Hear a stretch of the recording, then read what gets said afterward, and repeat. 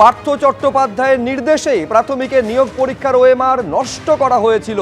এই গোটা দুর্নীতির মাস্টারমাইন্ড পার্থ চট্টোপাধ্যায়, তার নির্দেশেই হয়েছিল প্রাথমিকের নিয়োগ দুর্নীতি। বিশেষ আদালতে এই দাবি করেছেন সিবিআই এর আইনজীবী। এই নিয়ে গোপন জবানবন্দি রেকর্ড করেছেন প্রাক্তন শিক্ষামন্ত্রীর ওএসডি প্রবীর বন্দ্যোপাধ্যায়, এমনটা সিবিআই সূত্রে দাবি করা হচ্ছে। একাধিক রাজনৈতিক ব্যক্তিত্বরা চাকরির সুপারিশ করেছে, নামের তালিকা মিলেছে, তাদের জিজ্ঞাসাবাদ বাকি আছে বলে সিবিআই এর তরফে দাবি করা হচ্ছে।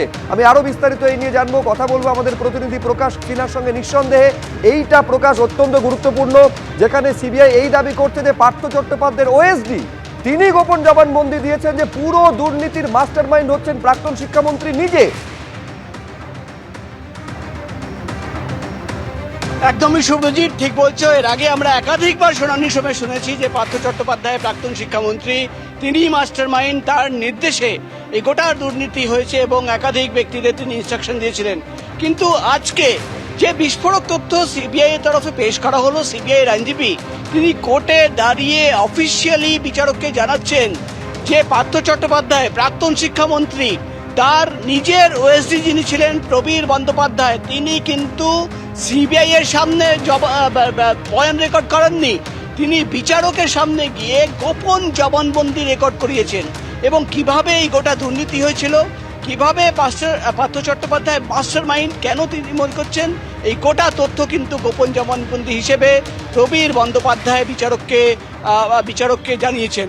এবং যে আরও গুরুত্বপূর্ণ তথ্য, আজকে বিস্ফোরক তথ্য সিবিআই এর আইনজীবী আজকে সওয়াল করতে গিয়ে বললেন যে পার্থ চট্টোপাধ্যায় তার নির্দেশেই কিন্তু প্রাথমিক দুর্নীতির যে প্রাথমিক পরীক্ষার ওএমআর শিট, সেটা কিন্তু নষ্ট করা হয়েছিল। অর্থাৎ তুমি জানো, এর আগে কিন্তু বারবার ওএমআর শিট খুঁজে পাওয়া যাচ্ছে না। প্রাথমিক নিয়োগের যে ওএমআর শিট, তোমার মনে থাকবে, সেই অফিসে গিয়ে একাধিকবার সিবিআই তল্লাশি চালায় এবং সেখান থেকে ওএমআর শিট খুঁজে পাওয়া যায়নি প্রাথমিক পরীক্ষার। আজকে কিন্তু সিবিআই এর তরফে যে চাঞ্চল্যকর দাবি করা হলো যে প্রাক্তন শিক্ষামন্ত্রী পার্থ চট্টোপাধ্যায়ের নির্দেশেই কিন্তু ওএমআর শিট নষ্ট করা হয়েছিল। এবং যেটা আমরা দেখলাম যে পার্থ চট্টোপাধ্যায়ের জামিনের আবেদন যেটা করা হয়েছিল, তার বিরোধিতা করতে গিয়ে সিবিআই আইনজীবী যেটা বললেন যে তারা কিন্তু একটি তালিকা পেয়েছেন, সেখানে দেখা যাচ্ছে যে একাধিক পলিটিশিয়ান, প্রভাবশালীদের নাম রয়েছে, যারা কিন্তু বিভিন্ন সময় রেকমেন্ডেশন পাঠিয়েছে। তুমি জানো শুভ্রজিৎ, তোমার সঙ্গে আমি যেদিন কথা বলছিলাম এবং সেই তালিকা তোমাকে দেখাচ্ছিলাম যে বিকাশ ভবন থেকে কাদের কাদের নাম বেরিয়ে আসছে, এবং সেই তালিকা সামনে রেখেই কিন্তু আমরা খবর করেছিলাম এবং সিবিআই চার্জশিটে সেটা জমাও পড়েছে। আজকে কিন্তু শুনানির সময় একই কথা সিবিআই এর আইনজীবী বললেন যে একাধিক প্রভাবশালী পলিটিশিয়ানদের নাম সামনে এসছে, যারা কিন্তু রিকমেন্ড করেছিল, নামের তালিকা পাঠিয়েছিল, তাদের জিজ্ঞাসাবাদ এখনো হয়নি। অর্থাৎ সিবিআই এর আইনজীবী তিনি কিন্তু বলতে চাইলেন যে আগামী দিনে এই প্রত্যেককে ডেকে কিন্তু জিজ্ঞাসাবাদ করা হবে।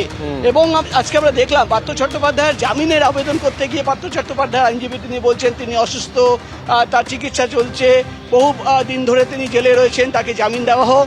কিন্তু সিবিআই তরফে যেটা দাবি করা হলো যে তিনি প্রভাবশালী ব্যক্তি, তাকে জামিন দিলে কিন্তু গোটা তদন্ত প্রক্রিয়া প্রভাবিত হবে।